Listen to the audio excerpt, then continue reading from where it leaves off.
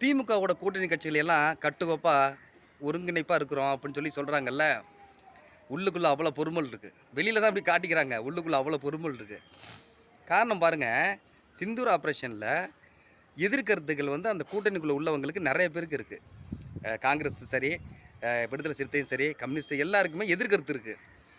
ஆனால் கனிமொழி எம்பி போய் உலகம் ஃபுல்லாக சிந்தூர் ஆப்ரேஷனை ஆதரித்து பேசிட்டு வர்றாங்க. பாகிஸ்தானை தனிமைப்படுத்துறதுக்காக எல்லா நாட்டுக்கும் குழுக்களாக போய் பேசுகிறதுலே அணியில் கனிமொழி எம்பி இருக்கிறாங்க. இது ஒரு மிகப்பெரிய காரணம். அதை தாண்டி இங்கே நடக்கிற சம்பவங்கள், இந்த சார் பல பிரச்சனைகளுக்கு சட்ட ஒழுங்கில் இவங்களுக்கெல்லாம் கேள்விகள் இருக்குது. ஆனால் கூட்டணிங்கிற ஒரே ஒரு காரணத்துக்காக எழுப்ப முடியாமல் இருக்காங்க.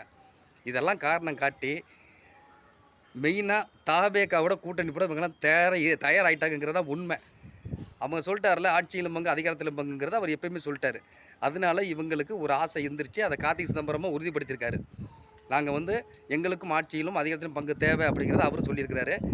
அதோட கோட்பாடு தான் விடுதலை சிறுத்தை எல்லாருக்குமே. ஸோ இப்போ வெளியேறதுக்கான வாய்ப்புகள் அவங்க தேடுவாங்க. கண்டிப்பாக இன்னும் 1 வருஷம் இருக்குது.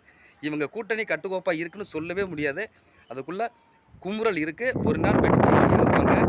தாவேக்கா கூட சேர்கிறதுக்கு நிறைய வாய்ப்புகள் இருக்குது. தாவேக்காக்குள்ளே போனாங்கன்னா கண்டிப்பாக மிகப்பெரிய வெற்றியை தாவேக்கா ஈட்டும். அதில் எந்த மாற்று கருத்து இல்லை.